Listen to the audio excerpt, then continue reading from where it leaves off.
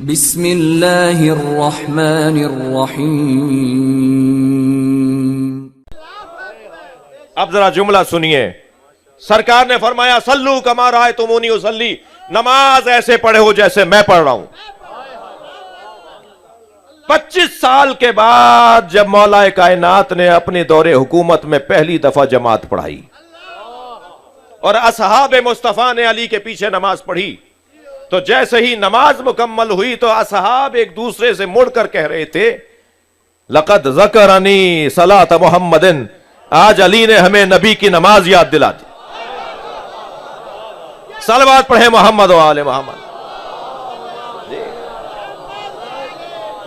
तो पैगाम यह है कि जैसे नबी नमाज पढ़ते थे ऐसे नमाज पढ़ी जाएगी तो अल्लाह की इबादत होगी। जैसे अली नमाज पढ़ रहे हैं ऐसे पढ़ोगे तो अल्लाह की इबादत होगी। अब ये छोड़ा मैंने तहकीक करने के लिए जवानों के ऊपर कि तुम जाके सर्च करो, तलाश करो कि अली नमाज कैसे पढ़ते थे। मैं इस मेंबर से इत्मीनान के साथ और सुकून के साथ और प्यार के साथ और मोहब्बत के साथ एक जुमला कह रहा हूं, कोई अपनी किताब से साबित कर दे नबी ने हाथ बांध के नमाज पढ़ी। कोई लड़ाई झगड़े की बात नहीं है,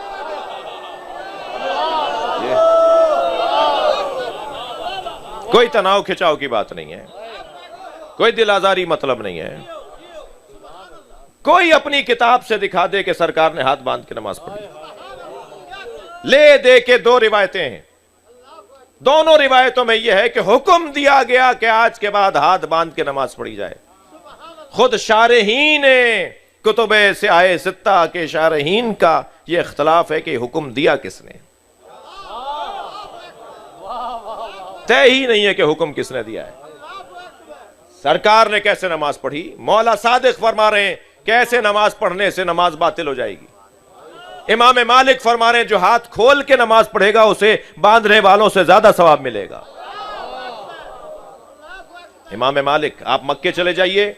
मैं एक साल टीवी चैनल्स माह रमजान के प्रोग्राम दुबई से भी होते थे शुरू में, जब ये आलिम ऑनलाइन शुरू हुआ था तो वहाँ से शुरू में वहाँ से होते थे, फिर पाकिस्तान में रिकॉर्डिंग और नशर होते थे। तो एक साल हम वहाँ गए। ऑन भाई तो शुरू बानी है आलिम ऑनलाइन जियो प्रोग्राम के, जनाब मौलाना मोहम्मद नकवी, और वो मेज़बान है डॉक्टर साहब, और दूसरे सुन्नी आलिम दीन जनाब शब्बीर अल अज़हरी, वो और मौलाना ओन साहब मिलकर सबसे पहला प्रोग्राम उन लोगों ने किया। और फिर उसके बाद तो अब हर चैनल पर हो रहा है जी। तो एक साल जो है वो हम वहाँ से रिकॉर्डिंग थी, तो